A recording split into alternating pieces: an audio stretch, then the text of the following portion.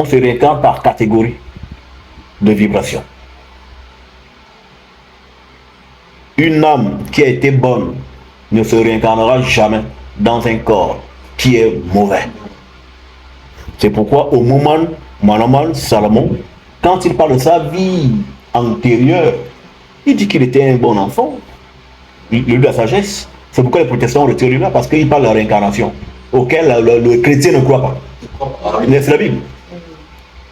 Il dit que j'avais reçu une bonne âme, j'étais dans un bon corps, dans son ancienne vie. Et du coup, quand il revient, lui en tant que roi, hein, tu vois, il vient être chez qui? Chez David. Et quand il naît chez David, ben, il vient être dans un milieu de royauté. Hein? On se réincarne par catégorie. Là où je suis bon, là,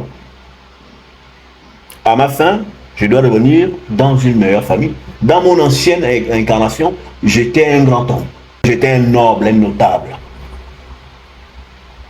Et du coup, quand je reviens, je suis venu dans un environnement trouble.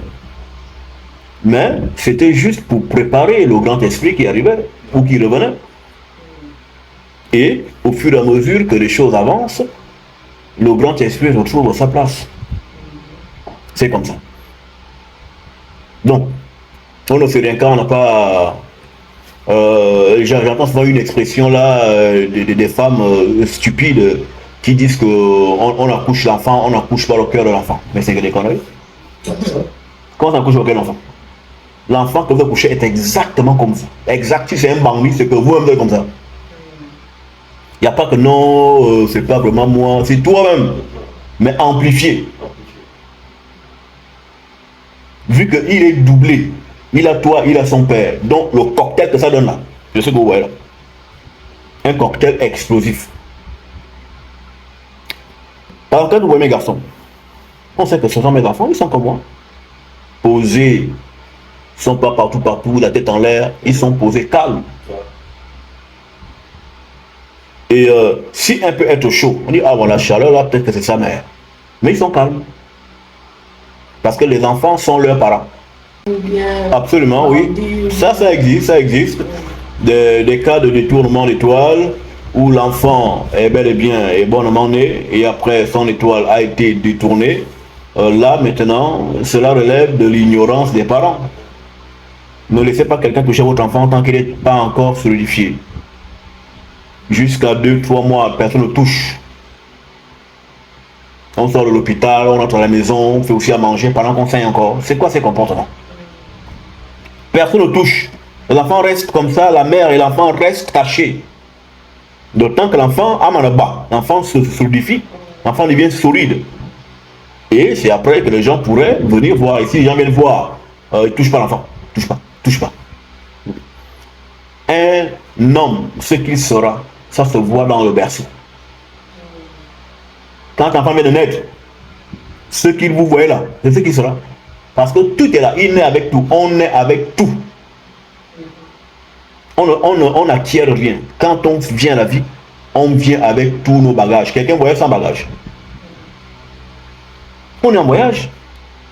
Mais on est dans un voyage de déchéance. C'est pourquoi quand on est, on tombe. Et quand on tombe, qu'est-ce qui se fait quand quelqu'un est en train de tomber? On fait quoi? On l'attrape, non? Quand un enfant naît, on fait quoi? On l'attrape pas. On l'attrape, non? Pour qu'il ne tombe pas. Parce qu'on chute. Voilà, donc on tombe de l'invisible au visible. On se déshabille. C'est pourquoi on apparaît dans le visible. Et quand on apparaît, c'est une dimension lourde. Et du coup, c'est très comprimé. Et on pleure, voilà, on est tombé. Mais quand tu tombes comme ça, quand on te chasse, parce que c'est comme si on te chassait du ciel. Hein? Satan était chassé du ciel. Mais quand on chasse, nous sommes des entités divines chassées du ciel. Et quand on chasse du ciel, on tombe dans le visible. On touche la terre. Donc on devient de la dimension de l'impur, de l'impur, parce que le sol est impur. Et là, on doit repartir de cet impur pour remonter plus haut. Et donc, quand nous naissons et quand on est chassé de la dimension divine, on nous chasse aussi pour accomplir des tâches. Et on ne vient pas les mains. Aucun envoyé ne parle les mains. Tu as bien missionné qui vient se membre comme ça. Non, il y a quand même quelques petites, on lui prépare tout, toutes ces valises. Donc, nous naissons avec tout. Personne ne vient sans rien. Les gens qui finissent pauvres, qui sont nés pauvres, qui finissent pauvres, ils sont les seuls coupables. C'est les seuls responsables de leur situation. Il n'y a pas à accuser le gouvernement de qui vous êtes devenu. Il n'y a pas à accuser votre famille de ce qui vous est arrivé. Ils ne sont responsables de rien. Vous êtes le seul responsable de qui vous devenez. Si vous êtes dans la misère, c'est votre problème. Ça n'engage pas le gouvernement.